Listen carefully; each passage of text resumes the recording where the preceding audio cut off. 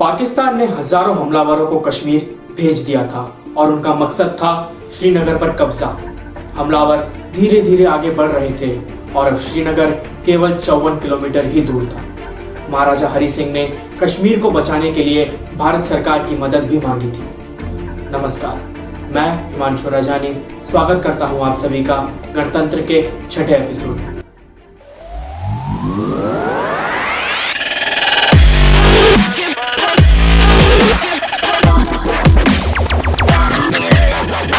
महाराजा द्वारा विनती पत्र पढ़ने के बाद भारत सरकार ने कश्मीर समस्या का जायजा लेने वीपी मेनन को श्रीनगर भेजा। श्रीनगर पहुंचते ही वीपी मेनन ने महाराजा हरि सिंह को जम्मू जाने की सलाह दी, क्योंकि वो यह नहीं चाहते थे कि महाराजा हमलावरों के हाथ लग जाए। तो अब महाराजा तो जम्मू चले गए और वीपी मेनन श्रीनगर में ही रह गए, लेकिन हमलावरों के बढ़ते हमलों की वजह से वीपी मेनन को भी वापस दिल्ली जाना पड़ा। दिल्ली जाकर उन्होंने माउंटबैटन से कश्मीर में भारतीय सेना भेजने की बात कही, क्योंकि हमलावर अब श्रीनगर के बिल्कुल पास पहुंच चुके थे और श्रीनगर पर कब्जा अब सिर्फ कुछ ही घंटों की बात थी। माउंटबैटन यह चाहते थे कि महाराजा हरि सिंह पहले इंस्ट्रूमेंट ऑफ एक्सेशन पर साइन करें, उसके बाद ही हिंदुस्तान द्वारा कश्मीर को कोई मदद की जाएगी।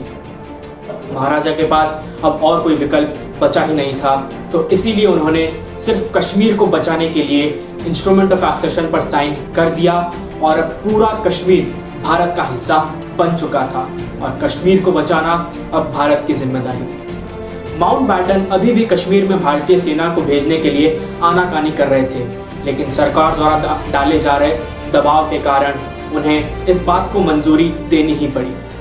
तो आखिरकार 27 अक्टूबर 1947 को भारतीय सेना कश्मीर में भेज दी गई। जैसे ही भारतीय सेना के कदम कश्मीर की जमीन पर पड़े, उन्होंने वहां से हमलावरों के पैरों को उजाड़ना शुरू कर दिया था। इस जंग में शेख अब्दुल्ला और उनकी नेशनल कॉन्फ्रेंस ने भारतीय सेना की बहुत सहायता की थी। जैसे ही जिन्ना को पता चला कि महाराजा हरि सिंह ने इंस्ट्रूमेंट ऑफ एक्सेशन पर साइन कर दिया है और तो और भारतीय सेना भी कश्मीर में भेज दी गई है, वो गुस्से से तिलमिला गए और उन्होंने भी अपने आर्मी चीफ को कहा कि पाकिस्तान सेना को जल्द से जल्द कश्मीर भेज दिया जाए। लेकिन आर्मी चीफ ने उनकी यह बात नहीं मानी, क्योंकि भारत और पाकिस्तान भले ही आज़ाद हो चुके थे, लेकिन अभी भी दोनों सेनाओं के जो आर्मी चीफ थे वो अंग्रेज अफसर थे और एक अंग्रेज अफसर दूसरे अंग्रेज अफसर के खिलाफ जंग कैसे लड़ सकता था। जिन्ना ने अब इस मैटर पर बात करने के लिए माउंटबैटन और पंडित नेहरू को लाहौर बुलाया। पंडित नेहरू और माउंटबैटन तो लाहौर जाने के लिए राजी थे, लेकिन सरदार पटेल का यह कहना था कि इन सारी परिस्थितियों की शुरुआत पाकिस्तान ने की है और तो और बात भी जिन्ना को हमसे करनी है, तो हम क्यों लाहौर जाएं, उन्हें दिल्ली आना चाहिए। हो सकता था कि यह मीटिंग कश्मीर का इतिहास बदल देती, स्थिति बिगड़ भी सकती थी तो शायद सुधर भी सकती थी। माउंटबैटन दिल्ली जाने की तैयारी कर ही रहे थे कि वहीं जिन्ना ने एक स्टेटमेंट दे दिया कि भारत ने धोखाधड़ी और हिंसा के जरिए कश्मीर को अपने अंदर शामिल कराया है। यह बात सुन नेहरू का दिल बहुत दुखा और उन्होंने भी लाहौर जाने से मना कर दिया। माउंटबैटन लाहौर पहुंचे, दोनों के बीच मीटिंग हुई और इससे पहले कि उनकी मीटिंग का कुछ नतीजा निकलता, भारत में पंडित नेहरू ने ऑल इंडिया रेडियो पर एक भाषण दिया, जिसमें उन्होंने यह कहा कि जैसे ही कश्मीर में सभी हालात सुधर जाते हैं, वहां पर यूनाइटेड नेशंस की देखरेख में एक जनमत संग्रह यानी कि रेफरेंडम कराया जाएगा। जनमत संग्रह का मतलब था कि जनता के मतों या वोट्स द्वारा यह डिसाइड करना कि कश्मीर भारत में शामिल हो या पाकिस्तान में शामिल हो। पंडित नेहरू के इस भाषण ने कश्मीर को और हिंदुस्तान को और भी ज्यादा मुसीबत में डाल दिया था। तो अब 31 दिसंबर 1947 को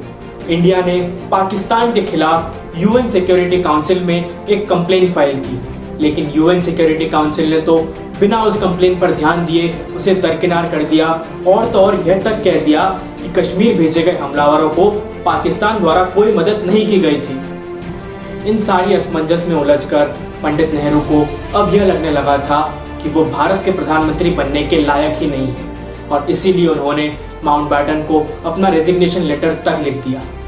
उन्होंने रिजाइन तो नहीं किया, लेकिन यह जरूर निश्चय कर लिया था कि वो अब किसी भी कीमत में कश्मीर को भारत में शामिल कराकर ही रहेंगे और इसीलिए उन्होंने इस बारे में शेख अब्दुल्ला से बात करी। शेख अब्दुल्ला पाकिस्तान के एक कट्टर विरोधी तो थे ही और साथ ही साथ कश्मीर के एक बहुत ही रिस्पेक्टेड लीडर भी थे और इसीलिए महाराजा हरि सिंह ने उन्हें मार्च 1948 में कश्मीर का प्राइम मिनिस्टर भी बनाया था। सब कुछ अपने तरीके से चल रहा था। भारतीय सेना पाकिस्तानी हमलावरों को कश्मीर से खदेड़ती जा रही थी और अब कश्मीर सिर्फ कुछ ही दिनों में भारत का होने ही वाला था कि यूएन सिक्योरिटी काउंसिल ने भारतीय सेना और पाकिस्तानी हमलावरों के बीच युद्ध विराम और सीज फायर की घोषणा कर दी, जिसका मतलब था कि दोनों सेनाओं के बीच अब जंग को रोक दिया जाए और दोनों सेनाएं जहां पर हैं वहीं रुक जाए, कोई भी अपनी जगह से आगे ना बढ़े। भारतीय सेना ने कश्मीर के बहुत से हिस्सों से हमलावरों को वापस भेज दिया था, लेकिन अभी भी कुछ हिस्से ऐसे बचे थे जहां पर हमलावर अपना डेरा जमाए बैठे थे और उन्हीं कुछ हिस्सों को आज हम पीओके यानी कि पाकिस्तान ऑक्यूपाइड कश्मीर के नाम से जानते हैं। सीज फायर लाइन को अब लाइन ऑफ कंट्रोल कहा जाता है। कश्मीर में तब भी तनाव था, धारा 370 हटने के बाद आज भी तनाव है और आगे भी कब तक ऐसा चलता रहेगा, इस बात का उत्तर देना अभी तो नामुमकिन है। जय हिंद।